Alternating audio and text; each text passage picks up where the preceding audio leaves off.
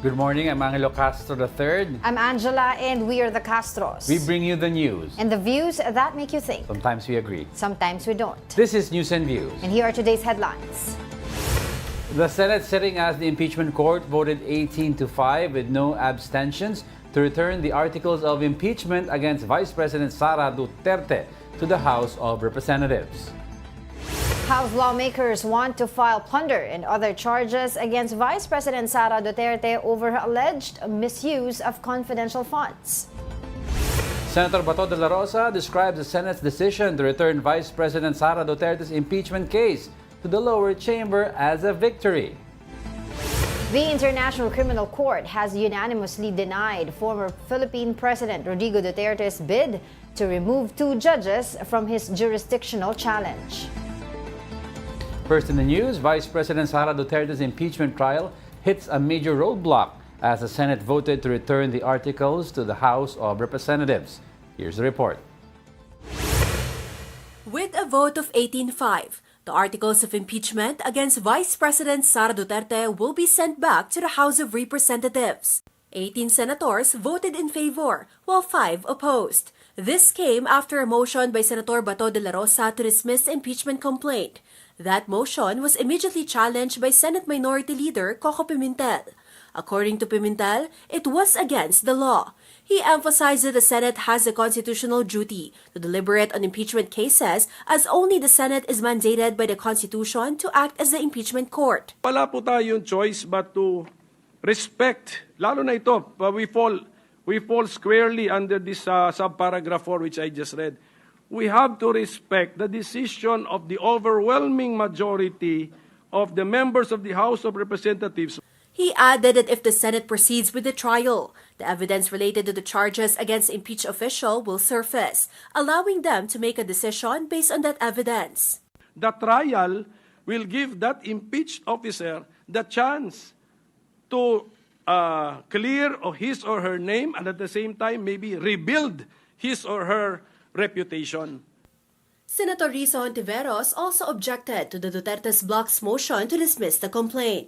I too object to the motion of Senator Judge De La Rosa.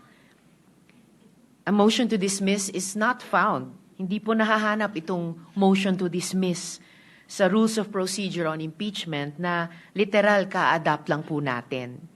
At kung mayroon man, hindi Senator Judge ang magre-raise nun, kundi ang defendant. Si Vice President Sara Duterte ang dapat mag-raise niyan. But De La Rosa responded, if this impeachment court has the power to dismiss an impeachment complaint, walang silbi itong korte na ito, Mr. President. That's my opinion, Mr. President. Ano bang gamit ng korte na ito kung hindi inherent yung power niya to dismiss. So that's my humble legal opinion, although I am not a lawyer. Hontiveros also explained that before the impeachment court decides, the prosecution and defense should first be informed so they can submit their comments. Some senators expressed they wanted the impeachment proceedings to continue. Kailangan ay ilitis kung ito ba ay makatarungan o hindi.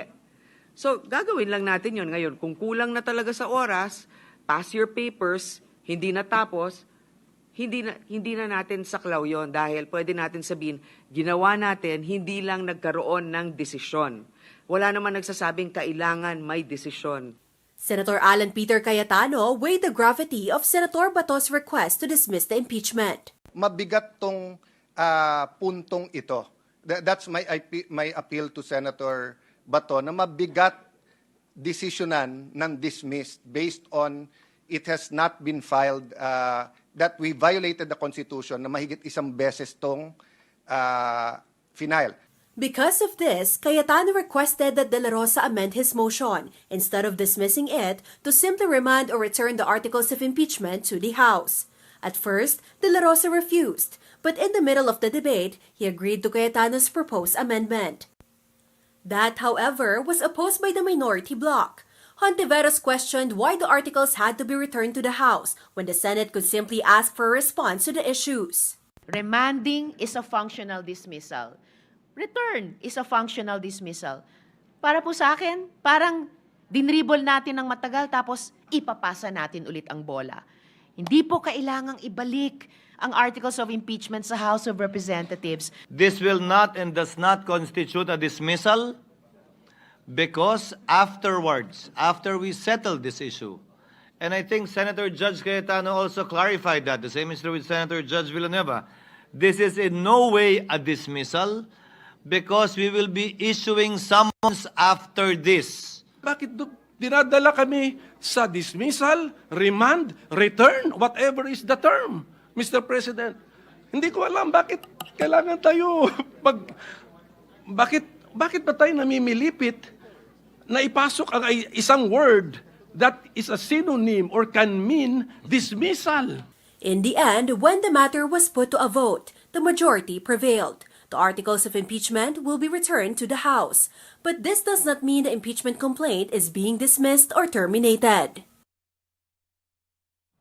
Now, to help us better understand the implications of this development, let's talk to a constitutional law book author, Attorney Jennifer Arlene Reyes, joining us today via Zoom. Good morning, Attorney, and thank you for joining us.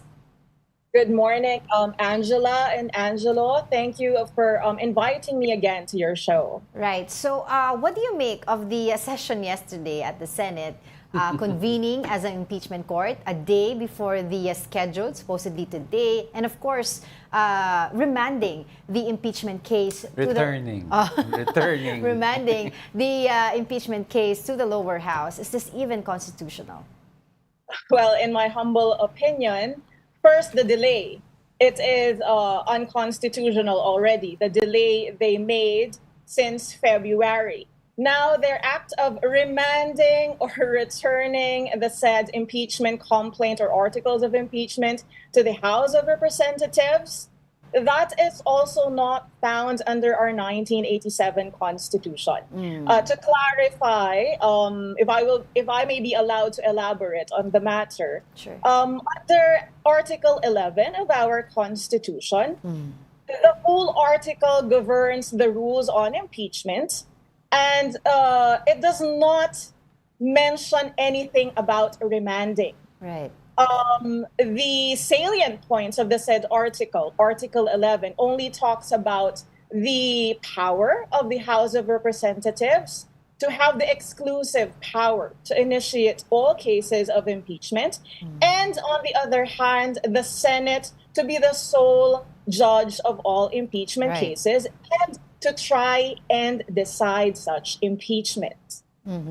Attorney, initially, Senator Bato de la Rosa asked for a dismissal of the impeachment complaint, and to make it more acceptable, Senator Cayetano, being the good lawyer that he is, reworded and amended the initial motion of Senator Bato to say that he was recommending the returning without dismissal.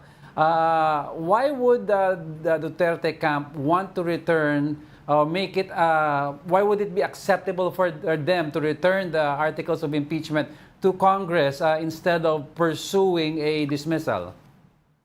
Okay. First off, with respect to Senator Bato's move or motion to dismiss the said impeachment case, that is also unconstitutional in my humble legal opinion, because if you are a senator in an impeachment court, you are a judge. And a judge cannot move to dismiss a case or a complaint in favor of the accused. It is only VP Sara or her team who or which can file or move the said dismissal of the said complaint. In essence, Senator Bato is lawyering for the vice president. And that should not be the case, because as an impeachment judge, he must have the cold neutrality of a judge. He took an oath that he will be politically neutral. With respect to Senator Cayetano's suggestion to remand the said case, which the Senate already did last night, they stated two reasons, right? Why they want to remand the said impeachment case back to the House of Representatives. They say that they want the House of Representatives to certify that they did not violate the Constitution. It is illogical. It is absurd, for lack of a better term. It is pointless, in my humble legal opinion, since the House of Representatives is a co-equal body, and you want the House of Representatives, you are ordering a co-equal body to check its own action. You want Right. them to check if their complaint or their action is valid. That should not be the case. Yes. The correctness or the sufficiency of the complaint, if it is baseless or not, it must be discussed during trial, Yeah, which right. the exactly. must do. Right, right. But Saka sino ba naman yung Oo. bibigyan mo ng, ibabalik mo sa kanya and you will ask them kung legal ba yung ginawa niyo? Of course, I'd like to ask- sasabihin nila hindi legal yung gagawin namin. So two contentions kasi dyan, attorney, no? Exactly the mere fact that it was transmitted, that means it's a verified impeachment complaint. So therefore, it is valid. Now, the other point of contention was they were saying, well, we need to certify that you're going to push through and you want to push through with the 20th Congress. So why will they return the impeachment complaint now to the 19th Congress if they're looking for a response from the 20th Congress? Exactly. That is why I find it pointless and I find it a waste of taxpayers' money, because the House of Representatives has already decided that they were sure of filing the said impeachment complaint, and they actually did since February. So what's the point of conducting a survey from the 20th Congress? That's right, So it is an utter waste of time, in my humble legal opinion. Before I turn it over to Angel, I'd just like to understand from the perspective of the Duterte camp, how does this benefit them instead of just looking for a vote to dismiss? How does this buy time for them? Yeah, because even Senator Bato de la Rosa have said that remanding this impeachment case to the House It's a of victory for Representatives them. is a victory for them. Well, in its legal sense, that could be true, meaning the vice president and her counsels or team can have more time to study the charges against her, the grounds for the impeachment against her. That is, in a legal sense, a victory for her team. But of course, nothing is set in stone, right? That is why it is quite significant to have a trial already That's by right. the Senate without further and, should I say, undue delay. So as to, for VP Sara to vindicate herself if she did not do anything wrong. And on the other hand, if the prosecution proves that she really violated the provisions of the Constitution and the laws, which merits her removal from office, then so be it. And so the country will know the truth. So having said that, do you believe that the trial is in limbo at the moment? It is. It has been in limbo since February. The Constitution is clear. Our highest law of the land is clear. Trial by the Senate shall forthwith proceed. However, we've been waiting for 4 months, but now when they convened last night, they still decided to remand the said case to the House of Representatives, which is, again, it will cause further delay. What can the House do now? Yeah. There's a question that what if the House takes on the challenge of the Senate and they immediately certify it in a few days and return it back and ask for expediency? What can happen? Actually, that's a good question, Angelo. Whether the House of Representatives certifies it as soon as possible, then of course the Senate has the obligation to now proceed with the trial.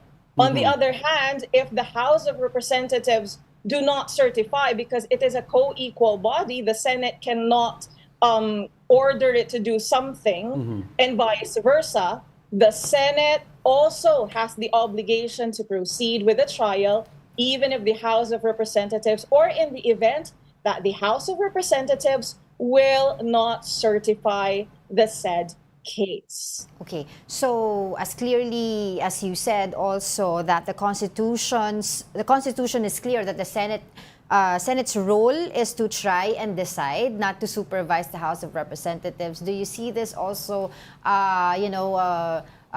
filing of, do you see this also na ifa-file sa Supreme Court o itatry ito sa Supreme Court itong precedent na ito?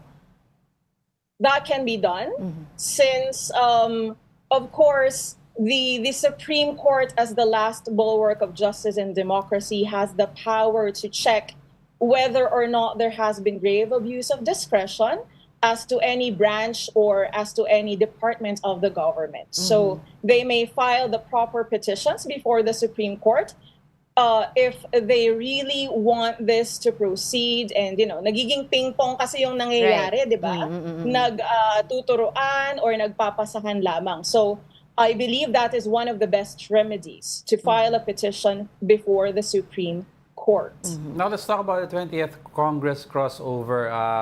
On the side of the House of Representatives, unofficially they have expressed intent to pursue the impeachment complaint and to go to trial. Now, as the Senate, they said, Senate President Chis Escudero has said that he cannot compel, he cannot even guarantee that the new set of senators would want to continue to trial. It is them for the now, decide. if this happens, that the House wants to push through, but the Senate, given its numbers and compositions, 20th Congress, will not want to push through. Do you see a crisis happening? If you mean that they do not want to push through by not conducting a trial, Yes. that cannot be done. Okay. They Constitutionally. must try and decide the impeachment case. So they do not have any choice. The 20th Congress, if the impeachment case will be carried over to it, it has no choice. It is constitutionally mandated to continue the impeachment case. All right, so what's going to happen right now?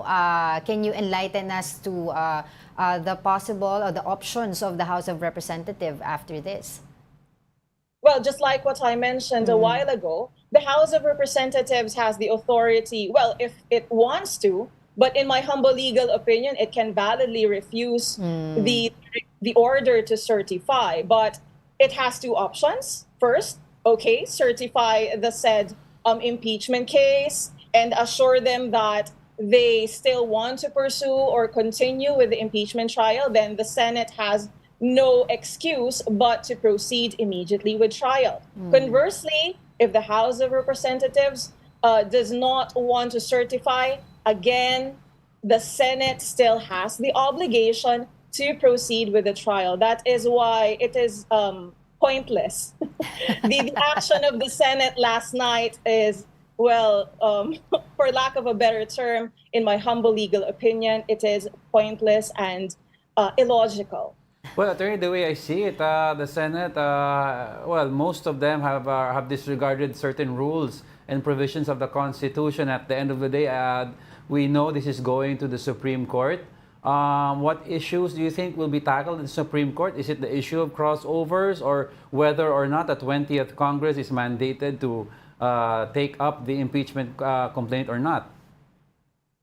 Oh, well, all of those issues, especially if explicit constitutional provisions like this one. The Senate has the constitutional duty to try and decide all cases of impeachment. So if this will be violated, the Supreme Court can rule on that issue. Also, regarding this action of remanding the case, the impeachment case, back to the House of Representatives, since, in my humble opinion, it is not constitutional, then of course the Supreme Court also has the authority to nullify the said action and even declare it as void or unconstitutional. Well, with all that we've talked about, Attorney, what is your fearless forecast in the next 10 to 15 days? Just a forecast. Things can go left or right or center. What do you think? Well, I'm quite optimistic that the impeachment trial should proceed, because if not, then taong bayan ang talo eh. Right. Kasi ang saligang batas ang nag-uutos. Kapag hindi ito sinunod, it will be a dangerous precedent. Right. Our highest officials, all public officials, must comply with the Constitution because the Constitution is the Filipino people and sovereignty resides in the Filipinos and not to certain public officials. Definitely, we'll keep an eye on this issue Yeah. and we'll continue to get in touch with you on your insights. For the meantime, maraming salamat sa iyong oras, constitutional law book author, Attorney Jennifer Arlene Reyes. Thank you so much. Now, several groups gathered outside the Senate on Tuesday for a protest and prayer vigil, urging a fair and constitutional process to impeach Vice President Sara Duterte. We have mobile journalist Amy Atienza has a report. Various organizations gather here outside the Senate of the Philippines, constantly calling for the impeachment of Vice President Sara Duterte.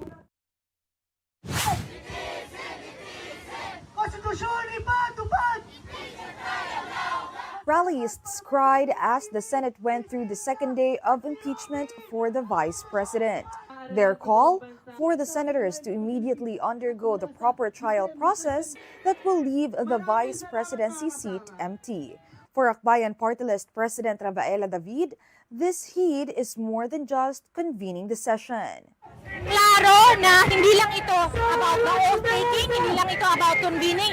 It's about making sure na merong proper trial na makukonduct para makita natin yung ebidensya na nagpapakita talaga na dapat panagutin si VP Sara. Aside from staging a rally, protesters also had a prayer vigil led by Tindig Pilipinas. Songs were sung and candles were lit. A part of the program even had candles spell the word convict. This was a moment to remember the questionable actions done by the Vice President. That is why Tindig Pilipinas plans to continue the series of rallies amid changes in decisions. Ito pa rin yung pangako at yung mandato sa konstitusyon na dinggin ang lahat ng ebidensya at magkaroon ng malinaw na desisyon tungkol sa impeachment ni VP Sara Duterte. Tindig, alongside other organizations including Akbayan Youth and ML Party List, will have its final march on June 11 at 1 in the afternoon. The new battle cry will question the Senate's decision to return the articles of impeachment to the House of Representatives with an 18-5 vote. Pero dahil nga, pabago-bago yung nagiging diskarte ng ating Senado, nag-a-adjust din po tayo, lumaki ang ating pagkikilos kahapon, lumaki rin yung munting pagkikilos natin ngayon. Maasahan po natin na talagang gagagsa ang taong bayan bukas. On the other hand, the House of Representatives will hold a mass and a press conference today starting 10 in the morning. Mobile journalist Amy Atienza, PR1 News. At this point, let's check the latest over at the House of Representatives with our mobile journalist Amy Atienza. Amy, given what happened yesterday, do you see any movement there in the House regarding the decision to return the articles of impeachment?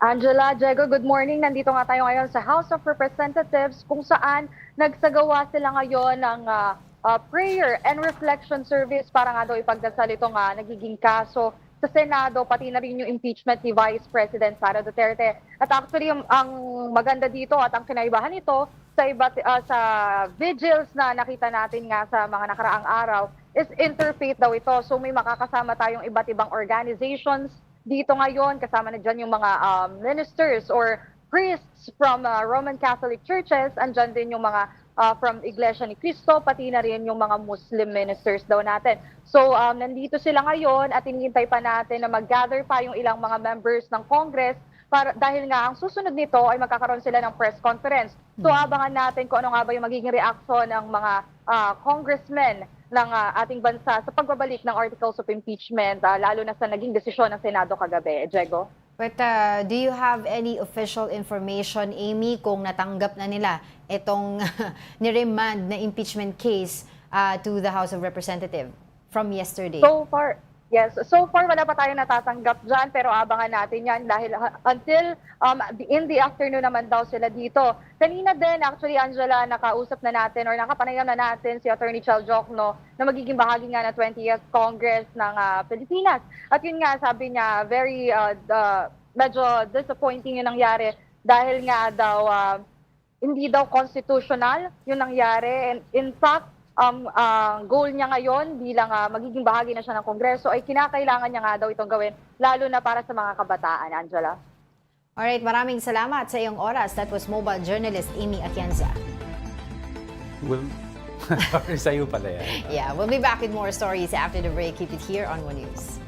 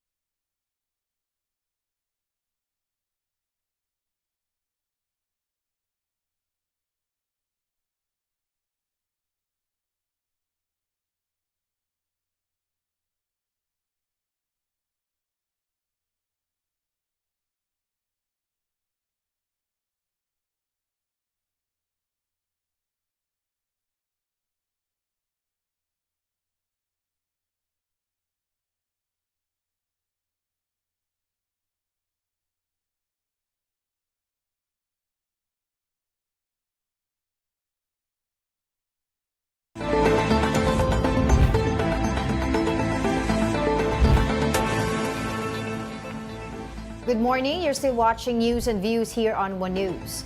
The House of Representatives wants to file charges including plunder against Vice President Sara Duterte over her alleged misuse of confidential funds. Here's a report. The House Committee on Good Government and Public Accountability has recommended the filing of charges against Vice President Sara Duterte. According to the committee, the Vice President may have committed technical malversation by allegedly using confidential funds for purposes not aligned with their intended use. She is also being accused of perjury for submitting a notarized certification claiming the funds were used for confidential activities, a claim the committee believes to be false. The panel further recommended bribery charges based on allegations that white envelopes containing cash were distributed to Department of Education employees. A possible plunder case was also suggested in relation to the alleged misuse of confidential funds amounting to 612.5 million pesos. Former DepEd Special Disbursing Officer Edward Fajardo, along with other officials, was also named in the committee's recommendations. According to the report, there were also concerns about possible falsification and use of falsified documents, as well as corruption involving the illegal disbursement and poor liquidation of funds. The The committee believes his actions may amount to betrayal of public trust and even culpable violation of the Constitution. These findings came after the committee investigated the alleged misuse of confidential funds by the offices of Vice President Duterte from 2022 to 2023. Among the other recommendations of the committee are reforms to address loopholes in Joint Circular Number 2015-01. They are pushing for stricter documentation requirements when liquidating confidential funds, tighter qualifications for special disbursing officers beyond agency head recommendations, and stronger penalties for any misuse of confidential funds. Senator Ronald Bato de la Rosa welcomed the Senate's decision to remand the impeachment complaint against Vice President Sara Duterte back to the House of Representatives. De la Rosa described the development as a victory. When asked whether the remand could be interpreted as a dismissal of the case, De La Rosa said it points in that direction. Before the vote, De La Rosa had moved for the dismissal of the impeachment complaint, citing constitutional issues and questions on the authority of the 20th Congress to proceed with the case. The mere fact that the body approved, the court approved for the remanding or the returning of the articles of impeachment to the House of Representatives is a manifestation that they agree to my privileged speech that the articles of impeachment, the impeachment complaint is constitutionally infirm. Following its decision to remand the impeachment complaint, what could be the next move of the Senate? To answer that and more, let's bring in mobile journalist Merimon Reyes. Merimon, you're in the Senate right now. What's happening there? Good morning. So far ngayon, we are waiting for the press conference with Senate President Jesus Escudero scheduled at 8:11 a.m. today. Pero ang pinaka makikita natin is yung supposedly scheduled na presentation ng House prosecutors ng articles of impeachment laban kay Vice Presidente Sara Duterte, hindi na yan mangyayari. Kagabi kasi pinagbotohan at napagpasasyahan ng Senado bilang impeachment court na hindi na muna itutuloy itong impeachment proceedings dahil nga ireremando o ibabalik yung articles of impeachment sa Kamara. At kung gaano kabilis masasagot ng HOR itong mga hinihingi ng Senado, ito yung magdidikta kung paano nga ba magro-roll out pa itong impeachment proceeding, lalong-lalo na ang pinagdedebatehan na impeachment trial. Yung kailangan ma-accomplish ng House of Representatives ay yung certification o yung patunay na wala raw silang nilabag sa konstitusyon. Kasama dito yung pagpapaliwanag doon sa yung unang 3 impeachment articles na final noong December at yung pang-4 na impeachment complaint na final noong February na siyang i-final ng House Secretary General. At kasama pa dito, kailangan din daw magkaroon ng communication mula sa 20th Congress na gusto pa rin daw nilang i-pursue itong impeachment trial. Kagabi kasi nagmosyon itong Senator Bato de la Rosa during their plenary na i-dismiss na talaga ng buong buo itong impeachment complaint laban sa Vice Presidente. Pero ang naging tugon dyan ni Senate President Jesus Escudero ay para raw masagot yung mga ganyang motion, kailangan nilang mag-convene bilang impeachment court. Kaya tila napaaga, hindi lang yung constitution ng Senado bilang impeachment court, kundi yung pag-convene nila mismo. At nung sila ay nakapagsuot na ng kanilang impeachment robes at nag-take na ng oath bilang senator judges, dito na ngayon naging malalim yung debate at nagkaunting initan lang sa pagitan ng mga senador. Pero ang nangyari dito at the end of the plenary kagabi, yung motion ni Senator Bato de la Rosa medyo binago. Tinwik ito ni Senator Alan Peter Cayetano at ang naging suggestion niya na imbes daw na i-dismiss itong pinaka-impeachment complaint, ibabalik na nga lang sa HOR. Pero nilinaw niya, this is without dismissing or terminating daw yung case. Pero etong sila mula sa minorya, sina Senator Coco Pimentel at Senadora Risa Hontiveros, ang concern kasi nila is yung wording nitong motion kasi posibleng lalong mapadelay pa talaga itong impeachment proceedings. Balik sa inyo. Merimon, there was an issue yesterday. First of all, although na-remand or na-return yung articles of impeachment, lininaw ni Senator Chis Escudero na they will send summons to Vice President Sara Duterte. So I'd like to ask anong update regarding the summons because I remember last night bago nag-adjourn yung impeachment court, si Senator Bato was medyo naguluhan dahil sabi niya, bakit tayo magpapadala pa ng summons wala nang ma-attach na articles at ibabalik. So ano yung update doon? Right. So far, yan din yung kasagutan na hihintay natin mamaya pag nagsimula yung press conference. Kasi even si Senadora Risa Hontiveros, ikin-question niya rin yan. Kung ibabalik nga itong pinaka-articles of impeachment sa House, paano nga ba magro-roll out itong impeachment proceeding? Pero ang nabanggit nga kagabi, ang pinakamawawala pa lang is yung presentation ng articles of impeachment. Pero yung pag-i-issue ng summons, matutuloy pa rin. Okay. Pero how it's going to transpire and possibly affect itong pinaka-sinasabing impeachment proceeding na nakikita ni SP Cheese na tatawid na talaga sa 20th Congress, we'll find out later kapag nakapanayam na natin si SP Cheese. Oo. Mary Mon, kasi dun sa may summons nga, no, at ina-expect nila yung reply ng Vice President within 10 days. So, ibig sabihin po, pwede ito mapaikli sa 10 days?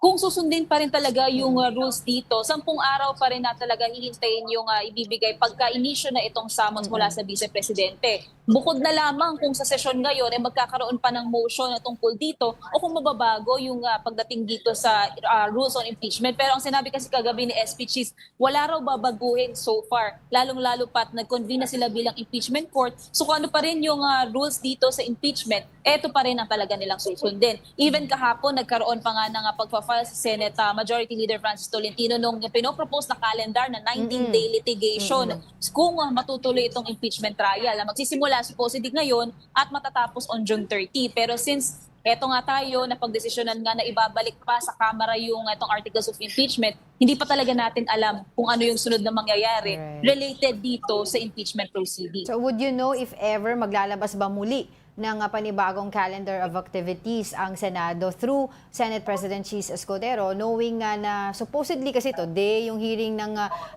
articles of impeachment by the House Prosecution Panel, ngayon din sila magko-convene, pero everything happened yesterday in advance, no?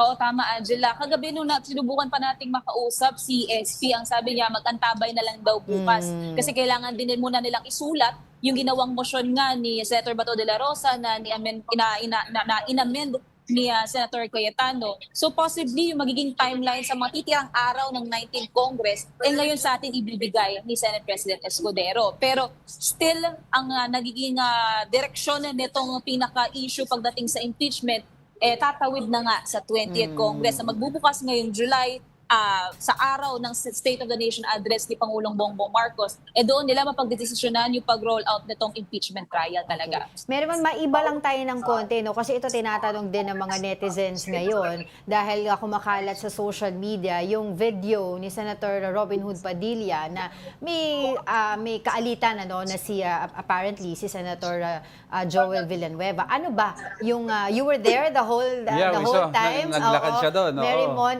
would you know ano ba yung naging dahilan nung di pagkakaunawaan na yun at talagang umawat pa yung ibang mga senador? Angela, nangyari yan noong oras na binuksan ni Senator Bato de la Rosa yung kanyang motion na i-dismiss na itong impeachment complaint laban sa Vice Presidente. Noong binukas niya kasi ito, syempre nagkaroon ng debate itong mga senador, pero itong si Senator Joel Villanueva, inobject niya itong motion ni Senator Bato. So nung kinold din for suspension, doon natin nakita na tila inambahan ni Senator Robin Padilla itong Senator Villanueva, pero humarang naman in between yung ilang mga senador, pero matapos na noong ginawang suspension, mabutihan naman na itong dalawang senador. At so far, wala naman tayo ibang nakitang tension pa na umabot sa pag-aambahan. Puwera na lamang doon sa pinakasesyon kung saan halos nag-aagawan din ng mic. Kagabi napanood natin nga sila Senator Risa Hontiveros at saka si Senator Amy Marcos, nag-aagawan sila ng mikropono pagdating doon nga sa kanilang pagpapahiwatig ng opinyon tungkol sa sinasabing ng motion na i-dismiss itong impeachment complaints. Okay, iba pang tanong, bakit daw yung tatlo, si Senator Robin Hood Padilla pa rin, si Senator Cynthia Villar and Senator Amy Marcos ay hindi nagsuot ng kanilang robe? Sila nga yung pinaka-naobserbahan natin na even during the suspended session, na may mga pumapasok na sa loob na senador na mga naka-impeachment robes na, silang tatlo nga hindi nga nakasuot. Ang nakuha nating impormasyon dito, ang nasabi nila Senator Cynthia Villar, Senator Amy Marcos, Senator Robin Padilla, is either wala raw silang robe, ang nasabi ni Senator Amy Marcos, hindi nag-fit yung kanilang impeachment probe for Senator Robin Padilla at hindi raw nasukat ni Senadora Cynthia Villar yung kanilang impeachment probes. Pero ang nakuha din natin impormasyon tungkol dito, hindi natin daw dapat bigyan pa ng malis itong hindi nila pagsuot ng robe kasi nag-swear pa rin naman sila, tinik pa rin naman yung oath nila. Pero ang sinabi ni Senator Robin Padilla kagabi bago isagawa yung oath taking, mag-oath taking siya pero mayroon daw siyang reservations. Well, syempre nagtataka lang tayo dahil they're very keen apparently sa mga procedure dyan sa Senate, 'di ba? Tapos sa simpleng pagsuot lamang ng baka maging robe ay unconstitutional. wala, kaya nagtatanong tayo. But I guess that's it for now. It on our Keep us updated, Merrimon, of course. Medyo exciting yung nangyayari. But for the meantime, thank you, mobile journalist Merrimon Reyes. Former Solicitor General Florin Hilbay said that the Senate's decision to return the articles of impeachment against Vice President Sara Duterte to the House of Representatives allows the lower chamber to take a second look at the case. In a social media post, Hilbay explained that if the House rejects the remand, the Senate would have no choice but to proceed with the impeachment trial. However, should the House accept the remand and opt to withdraw the articles, it could effectively end the case. He referred to this outcome as a functional dismissal, where the termination of the impeachment is carried out not by the Senate, but by the House itself. Hilbay added that the Senate's 18-5 vote to remand the complaint may also send a political signal to the House. He emphasized that impeachment is a political process influenced not just by legal arguments, but by the dynamics between institutions and public opinion. Functional dismissal. Functional dismissal, remand, Kaya if you can return. remember during the, ano man tawag doon, yung session kagabi, si Senator Risa Ontiveros was saying na parang I don't like this word. Diba? May ambiguity into it na po pwedeng baka biglang functional dismissal ito. Na Even si Senator Coco is trying to simplify everything by saying, di ba, we have to remember that sometimes yung mga meanings ng words may ibig sabihin dyan in legal context, may impact. For example, forthwith lang yan, tagal-tagal binabaliwala ni Senator Cayetano yung forthwith, di ba, yung definition nun. Pero the next day, binawi naman ni Senator Cayetano and he corrected himself. He says, oo, tama ka, Senator Coco, forthwith means right away, agad-agad. So the word return kasi to anybody who's asking, very basic. If you give me something and I return it, ayoko. Sa'yo na yan. Diba? So, yung ibang mga Duterte supporters are saying na nag-clutch daw si Senator Cayetano dito sa ginawa niya because he is the one who, diba, tawag dito, suggests. Yeah. Diba? He was the one who suggested to Senator Bato de la Rosa kasi sabi niya, I'm objecting dun sa dismissal, but baka pwede natin i-amend, diba, yung sinasabi mo to remand instead of dismissal. If you look at from the... So, parang sinasabi nila, si Senator Alan Peter Cayetano has problem to every solution. It's a problem and it's a problem to every... Tsaka sinasabi nila, diba, that at the end of the day, this will be at going to the Supreme Court. We will see a decision coming. But it should have been simple. But the mere fact na ayaw ng Senado to handle this impeachment case, that means they're all looking after their political capital. Yan ang sinasabi ng mga parang pundits. they're walking on eggshells. Kasi it could be as simple as, let's accept it. And then if you want to defend VP Sara, then let's dismiss the case. That's what Senator Win Gatchalian said yesterday. Very plain and simple. All of these, lahat ng mga arguments nyo, pwede mapag-usapan yan during the trial. The reason why siguro ayaw nila idaan sa trial is because a lot of the fence-sitters or those who are in the middle are still wary about yung political capital of the Dutertes because natatakot sila na hating-hati kasi ang public opinion between the Duterte camp and Marcos camp. It's down the line. And they will lose votes kung pumanig. Well, it's just so sad that we're talking about practicality. They will lose votes kung pumanig sila sa either side. So what they're doing is, wag sa atin. Balik natin sa House. Kayo magka-problema As I was saying, it's just so sad that we're talking about yung political capital of each person or each party dito when in fact dapat pag impeachment trial pa nag-uusapan, impartial itong mga senador na ito. Which is hindi nangyayari. Yeah, diba? well, that's the nature of impeachment kasi although it's supposed... And we always reiterate here on our show na iba pang usapin yung yung conviction, 'di ba? Just follow the Constitution, 'di ba? Abide by your duty. Tingnan natin what happens kung ano yung evidences na ipipresent ng Kaya nga House sabi of nila, and before we ng House go, of Prosecution sabi panel. nila at the end of the day, maybe we could study again how to constitute an impeachment court without having to put personalities inside. 'Di ba? Pwedeng i-raffle 10 judges. Let's raffle the judges. So hindi mo masabi talagang politically biased, 'di ba? I-raffle mo kung sino yung magta-try. But there must be a better way to hold public officials accountable na hindi nanggagaling sa personalities who have possibly tumakbo rin. Connections. Tumakbo din with these people on trial, 'di ba? In the recent elections. So yun lang, medyo... Lahat may mga vested interest. Kaya nga the word Sarsuela ay umiinit ulit. Hindi lang daw pala And mga popcorn. basketball players ang marunong mag-basketball. Ay, ako nagsabi nun. Sabi din daw, kasi kumakalat Oo. yan sa di ba? Di ba? Ang Pilipino daw magaling mag-dribble. Hindi lang sa PBA, pati daw Kundi sa sa Senado. Alright. Hindi ako yan, ha? Don't go away because we're not done yet. Stay with us.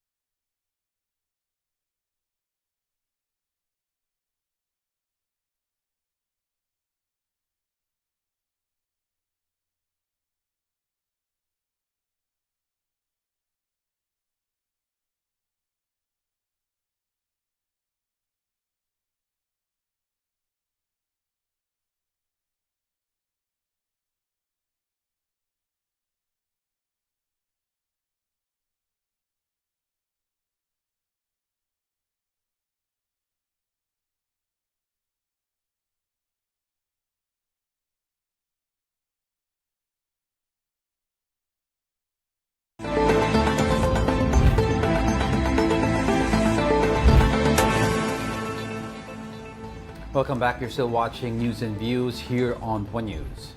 The ICC's Office of the Public Counsel for Victims has asked the tribunal to dismiss former President Rodrigo Duterte's challenge regarding the tribunal's jurisdiction.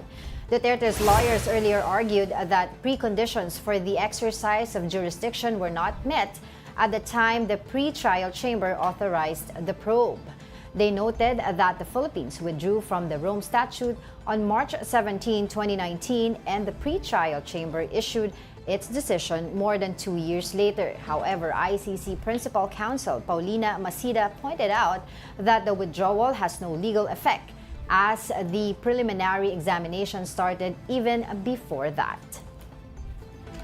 Yan. On the other side, marami pa rin mga nangyayari ngayon tungkol sa Here ICC. on Philippine soil and in The Hague. Yes, oo. So, expected kasi ng next appearance ni former President Duterte on September.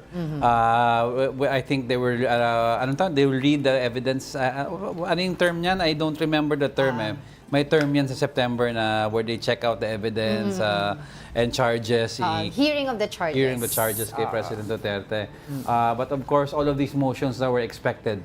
Even si Attorney Conti told us that before na the defense and will be trying different tactics. So, And even isa sa mga tactics nila is to yung judges, yung dalawang judges. yeah, they try to discredit them. Discredit, pero parang nireject yun ng ICC. Conflict of interest or something like that. Because To they that were effect. professionals, they were able to determine yung cases at saka yung decision nila to arrest former President Rodrigo Duterte.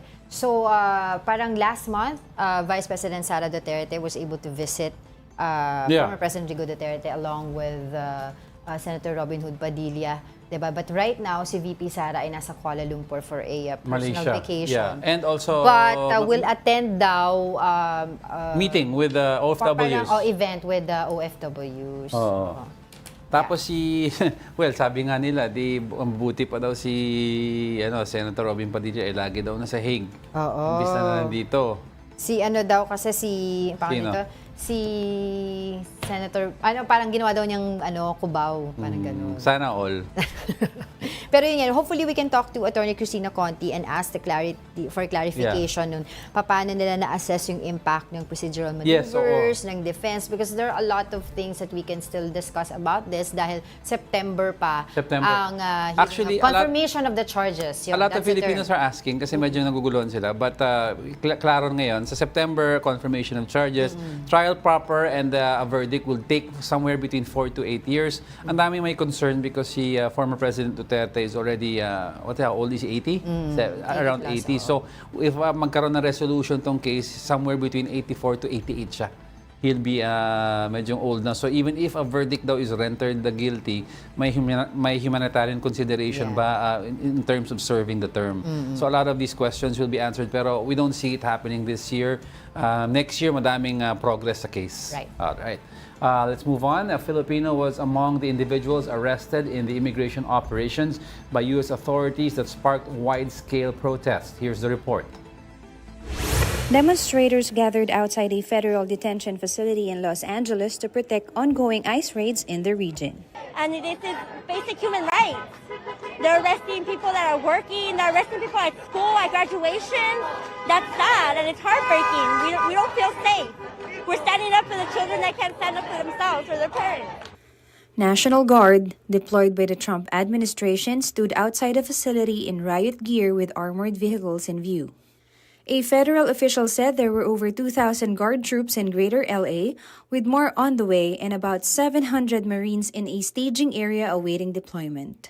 U.S. President Donald Trump used a speech honoring soldiers to defend his decision to deploy the troops to Los Angeles.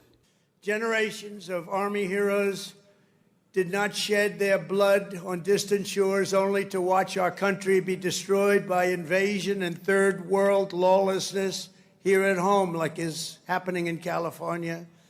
As Commander-in-Chief, I will not let that happen. It's never going to happen.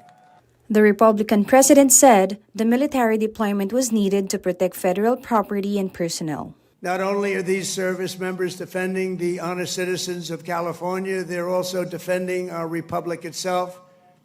And they are heroes. They're in there, they're heroes. Recent protests across Los Angeles have intensified as a public reaction to a handful of alleged immigration raids. More than 100 people have been arrested by police authorities, raising the regional total since Saturday to more than 180. The Philippine Consulate General in LA confirmed that a Filipino from Ontario, California, was among the individuals arrested. Authorities said family has already been informed and will receive assistance from the Philippine government. Yung madaming tatanong bakit ganyan nangyayari sa US, no, na pati yung governor ng California, si Newsom, supposedly was detained. Kasi the very nature and the setup and structure of the US government, federal with states, means the federal government, ang hawak lang nila is, one is yung Secretary of State, which is Foreign Affairs, number two, immigration policies sa kanila. But other items are decentralized, like education, per state yan. So when President Trump was trying to implement yung federal order of mass deportation, the governor of California, si Newsom, refused to follow the order in the manner that Trump wanted. So ang ginawa ni President Trump, send in the National Guard. Right.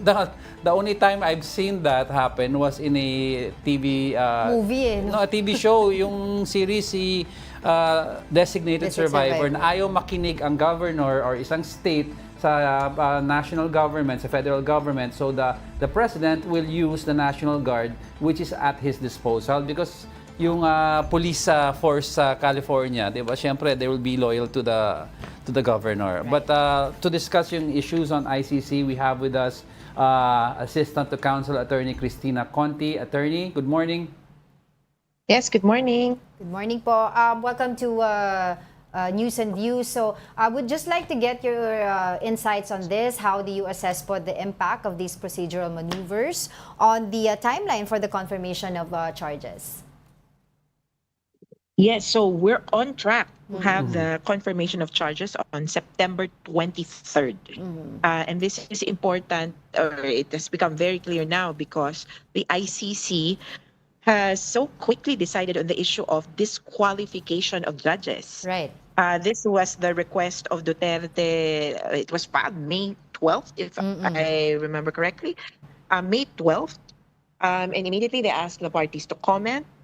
And within 3 weeks, the ICC plenary of judges has decided. The only preliminary issue that is left for the pretrial chamber to decide is the challenge to the jurisdiction of the court. Attorney, kasi a lot of our viewers are trying to understand yung maneuvering na yan, yung jurisdictional challenge to how the Philippine court functions. Itong nangyaring recent maneuvering, kumbaga, pag nangyari sa local court, ano yung katumbas niyan? Just to give some perspective. Correct. Una muna yan parang inhibition. So, pinapa-inhibit yung judge. 2 ways pa nga yung pagpapa-inhibit sa kanila eh. Kung sa atin, ang tawag natin nung una, yung unang attempt, voluntary inhibition. Judge, baka naman, tingin nyo ba, hindi kayo, are you in a position to decide on the case? The other request, this one that was decided, was a mandatory disqualification. Kumbaga, judge, kailangan kang mag-inhibit. So, dalawa yung attempt niya. Itong susunod na question to the jurisdiction of the court, ito na yung parang motion to dismiss. Naku, ito yung parang word of the day. ni Bato de la Rosa sa impeachment case ni Sara Duterte. That the trial court or doon sa kaso ni Sara na parang does the impeachment court have the authority to try this case? Okay. Yun nga, since you're here na rin, Attorney Cristina Coty, would like to ask your reaction from yesterday's Senate hearing. Nag-convene din sila as impeachment court. As a Filipino lawyer. As a Filipino lawyer. It was certainly very interesting because they were making the rule book as they went by. So now we hear of this remand as an option, as a remedy for any party. And then the other part is, as it seems, it was just the judges presenting, no, diba? Hindi naman nandun yung respondent, wala dun yung prosecutors. And it was so clear that the judges themselves were lawyering for the parties. And then second, as well, as part of the ICC and, well, in general, as someone familiar with international law, it was interesting how some concepts were mixed in. For example, the term of competence de la competence. Yes. So parang competence de la competence. Yan yung sabi ni Senator De La Rosa. So, sorry, I'm so fixated on him now. But it's an international law concept that pertains to arbitral tribunals. That we as an arbitral tribunal, ang arbitral tribunal, ito yung parang lalapitan mo kapag gusto mo mag-areglo. So, hindi talaga sila korte, pero parang tinayo na, okay ba? Dito ka makipag-mediation or arbitration. Hindi batas ang nagtayo niyan at uso yan sa commercial law. Okay. O kaya yung sa UNCLOS, parang mag-set up tayo ng tribunal, parang jury system. Pipili tayo sinong magpapasya, tapos kung anong sabihin nitong third party nung arbiter, susundin natin. So yung competence de la competence, doon naka-apply. Dito sa impeachment court, hindi ganun hindi pinag-uusapan yung jurisdiction. The jurisdiction of the impeachment court is established by law. Yes. Right. Pero quickly lang, Attorney, I'd like to ask, speaking of Bato, do you have any word if there's a possible red notice for the senator? Unfortunately, none. Para po sa mga nagtatanong din. Wala rin po akong balita. Sabi din nga, ano mga role mo kasi sa arrest? So, gusto kong ma-surprise na lang din. But, I hope there will be a clearer picture as to Bato and other co-perpetrators on or before September 23rd. On or before, okay. That is when, kumbaga, there'll be a clearer picture as to what the charges against Duterte will be. Okay. Alright. On that note, maraming salamat po sa inyong oras. Wala na po tayong oras, but next time po ulit when you have time. Thank you so much, ICC Assistant to Counsel Attorney Cristina Coty. Maraming salamat. Yan. Fixated daw on Bato. All right, we have no more time, and that wraps up today's episode of News and Views. Join us again tomorrow. I'm Angela Lagunsad Castro. I'm Angelo Castro III. We are One News. All sides, all the time.